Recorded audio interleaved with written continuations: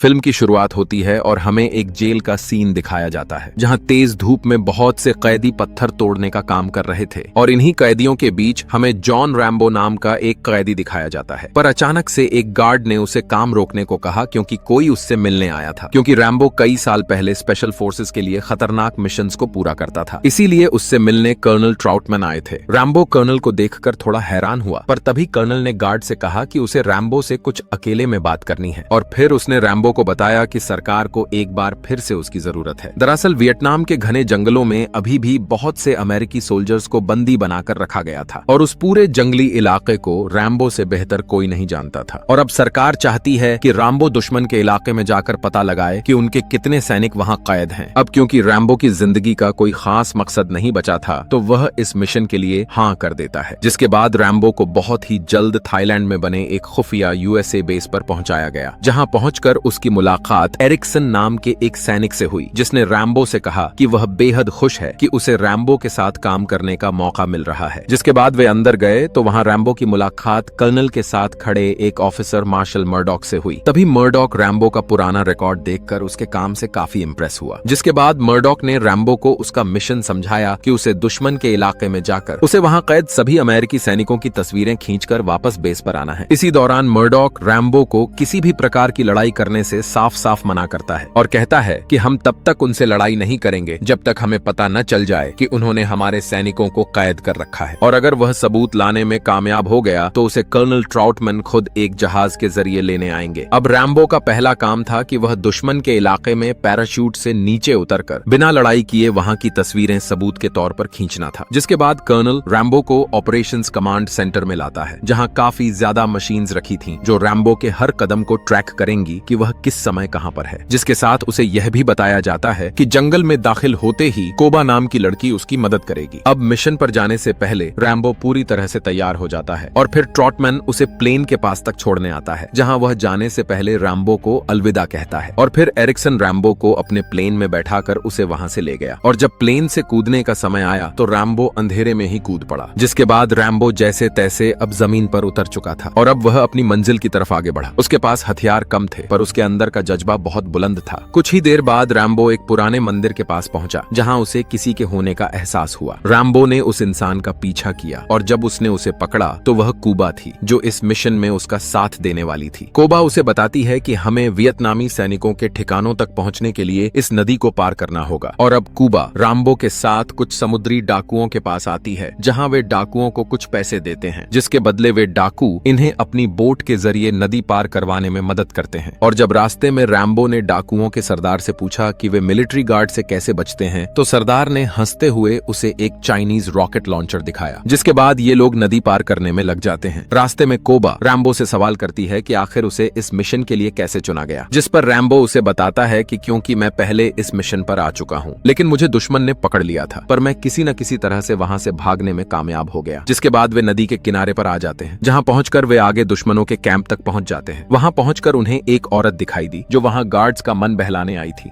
वहीं दूसरी तरफ हम देखते हैं कि ट्राउटमैन अपने आदमियों को रैम्बो को लाने के लिए परमिशन मांग रहा था, पर मर्डॉक को रैम्बो को बचाने में कोई खास दिलचस्पी नजर नहीं आ रही थी। दूसरी तरफ रैम्बो भी अपना तीर कमान कसकर कैंप की तरफ जाने लगता है, क्योंकि उसका मकसद यहाँ सिर्फ तस्वीरें लेना नहीं था बल्कि अपने साथियों को आजाद कराना था। वह लोहे की तारें काटकर अंदर चला जाता है और रात के अंधेरे में छुपते हुए एक छोटी सी नदी पार करने के बाद उसे किसी के दर्द से कराहने की आवाज आई। उसने पास जाकर देखा तो उसे अपने साथी मिल गए जो भूख और प्यास से मरने की हालत में थे, पर तभी उसे एक कैदी मिला जिसे दुश्मनों ने बाहर बांध कर रखा था। रैम्बो उसके पास जाकर उसकी रस्सियां खोलता है, पर तभी एक वियतनामी सैनिक ने उन्हें देख लिया, मगर रैम्बो ने उसी पल एक चाकू मारकर उसका काम तमाम कर दिया। और जब ऊपर खड़े सैनिक ने फ्लैश लाइट जलाई तो रैम्बो ने एक तीर मारकर उसे भी मार डाला। इसी दौरान कोबा को एक सैनिक ने देख लिया, पर ऐन समय पर आकर रैम्बो ने उसे भी मार दिया। जिसके बाद अगली सुबह जब वियतनाम के सैनिकों को अपने मरे हुए साथियों की लाशें मिली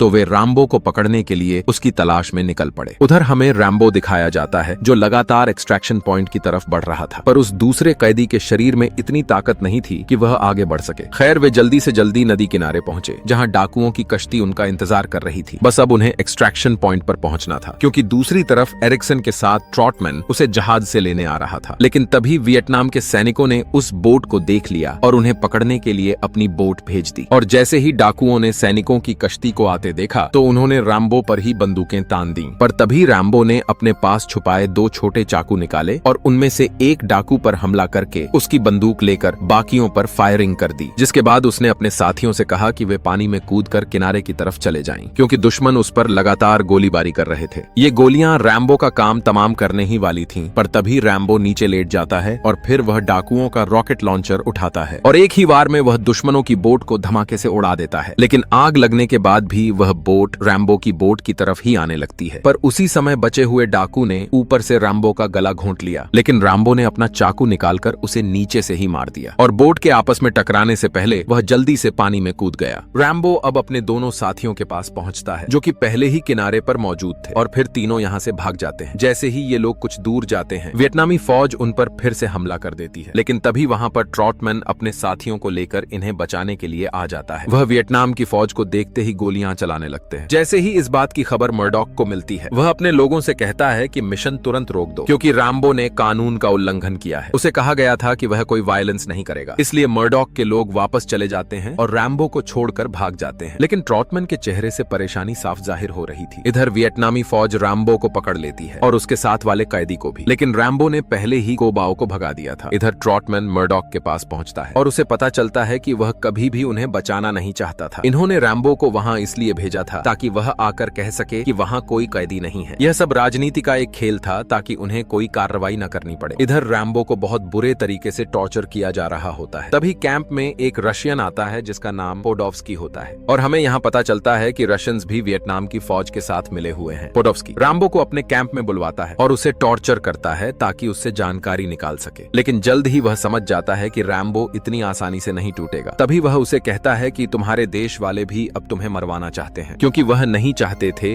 कि तुम किसी भी कैदियों के बारे में जानकारी दो, इसीलिए वह यहाँ से वापस चले गए थे। फिर वह कहता है कि तुम अपने हेडक्वार्टर को कॉल करो और उन्हें मेरा आदेश दो, लेकिन रैम्बो इनकार कर देता है। फिर वह उस कैदी को लेकर आता है जो रैम्बो के साथ भाग रहा था। वह धमकी देता है कि अगर रैम्बो ने बात नहीं मानी तो वह उसे मार देगा। रैम्बो मजबूरन मान जाता है। फिर वह रेडियो के जरिए मर्डॉक को कॉल करता है, लेकिन तभी रैम्बो देखता है कि कोबाओ वहां आ चुकी है और उसके हाथ में एक बंदूक भी होती है। रैम्बो मर्डॉक से कहता है कि मर्डॉक, मैं बहुत जल्दी आ रहा हूं और मैं तुम्हें खत्म कर दूंगा। यह कहते ही रैम्बो इधर इन पर हमला कर देता है। नीचे से कोबाओ भी गोलियां चलाने लगती है, लेकिन पोडोव्स्की वहां से बचकर निकल जाता है। फिर रैम्बो बाकी लोगों को भी मारकर भागने लगता है। थोड़ी देर बाद कोबाओ उसके साथ मिल जाती है। दोनों जंगल के रास्ते से भाग रहे होते हैं, लेकिन अब पूरी फौज उनके पीछे होती है। थोड़ा दूर जाने के बाद कोबाओ देखती है कि रैम्बो के शरीर पर जख्म लग गया है। वह उसके जख्म पर मरहम लगाती है। यहीं वह रैम्बो से अपने प्यार का इजहार करती है और कहती है, क्या तुम मुझे अपने साथ अमेरिका ले जाओगे? रैम्बो उसे हाँ कहता है और दोनों एक दूसरे को किस कर लेते हैं। कोबाओ बहुत खुश होती है। जब वे वापस जाने की तैयारी कर रहे होते हैं, तब अचानक वहाँ एक सिपाही आ जाता है और अंधाधुंध गोलियां चलाता है। कोबाओ को काफी गोलियां लग जाती हैं और वह जमीन पर गिर जाती है। रैम्बो गुस्से में सिपाही को मार देता है और कोबाओ के पास जाता है। कोबाओ अपनी आखिरी सांसें ले रही होती है और रैम्बो से कहती है, मुझे भूल जाना। रैम्बो कहता है, कभी नहीं, और इतना कहकर कोबाओ मर जाती है। रैम्बो दुख और गुस्से से भर जाता है। फिर वह दुश्मनों का शिकार करने निकल पड़ता है। वह चुपके से वियतनामीज और रशियन सैनिकों को मारना शुरू कर देता है। उन्हें पता भी नहीं चलता। रैम्बो उनके पीछे से आता है, उन्हें मारकर गायब हो जाता है। फिर रैम्बो बम वाले तीर भी इस्तेमाल करता है और जहां भी सैनिकों का समूह देखता है वहां तीर छोड़ देता है, जिससे सबके चिथड़े उड़ जाते हैं। रशियन का एक हेलीकॉप्टर रैम्बो को ढूंढ रहा होता है। हेलीकॉप्टर वाले रैम्बो को देखकर बम गिरा देते हैं, लेकिन रैम्बो पानी में छलांग लगाकर बच जाता है। फिर हेलीकॉप्टर वाले पानी में गोलियां चलाने लगते हैं, लेकिन रैम्बो को मारना इतना आसान नहीं है। वह चुपके से हेलीकॉप्टर के अंदर घुस जाता है। पहले गनमैन को मार देता है, फिर पायलट को भी खत्म कर देता है। फिर रैम्बो खुद हेलीकॉप्टर उड़ाकर कैंप के पास ले आता है। वह सभी सैनिकों का कैंप उड़ाकर कैदियों को छुड़ा देता है और सबको हेलीकॉप्टर में बिठा देता है। लेकिन अभी भी कुछ रशियन सैनिक जिंदा होते हैं जो रैम्बो पर हमला करते हैं, लेकिन रैम्बो सबको खत्म कर देता है। सभी कैदी बहुत खुश होते हैं। रैम्बो जब सभी कैदियों को हेलीकॉप्टर में बिठाकर निकलने लगता है, तब पोडोव्स्की एक हेलीकॉप्टर लेकर उसके पीछे आ जाता है, क्योंकि वह अभी जिंदा था। वह रैम्बो पर गोलियां चला देता है। रैम्बो दिमाग से काम लेता है और ऐसा दिखाता जाता है कि हेलीकॉप्टर क्रैश हो गया है। फिर वह हेलीकॉप्टर को पानी पर उतार देता है। पोडोव्स्की रैम्बो को खत्म करने के लिए उसके पास आता है, लेकिन रैम्बो उस पर रॉकेट लॉन्चर चला देता है, जिससे वह उड़ जाता है। इसके बाद रैम्बो हेलीकॉप्टर उड़ाकर सभी कैदियों को ले जाता है। जब सभी कैदियों को हेलीकॉप्टर से उतारा जाता है, रैम्बो एक बिल्डिंग में चला जाता है और अंधाधुंध गोलियां चलाने लगता है और चिल्ला चिल्ला कर मर्डॉक का नाम लेने लगता है। फिर वह मर्डॉक के पास जाता है। वह कहता है कि मैं बस इनके हाथों की कठपुतली हूँ, मुझे नहीं पता था कि इतना सब होगा। यह सुनकर रैम्बो उसे उठाकर पटक देता है। उसे पता चलता है कि यह सब राजनीति का खेल था, इसलिए वह अपना चाकू मर्डॉक के सामने रख देता है और कहता है मिशन खत्म हो गया। फिर रैम्बो बाहर आता है और ट्रॉटमन उसे कहता है कि तुम्हें अवार्ड दिया जाएगा। रैम्बो कहता है कि अवार्ड उन कैदियों को मिलना चाहिए जो सारी तकलीफें बर्दाश्त करते रहे। फिर ट्रॉटमन कहता है कि तुम क्या चाहते हो? रैम्बो कहता है मुझे वही चाहिए जो उन कैदियों को चाहिए। हम अपने देश से प्यार करते हैं और चाहते हैं कि हमारा देश भी हमसे प्यार करे, लेकिन देश वाले हमसे प्यार नहीं करते। इतना कहकर रैम्बो चला जाता है और नई जिंदगी शुरू करने लगता है।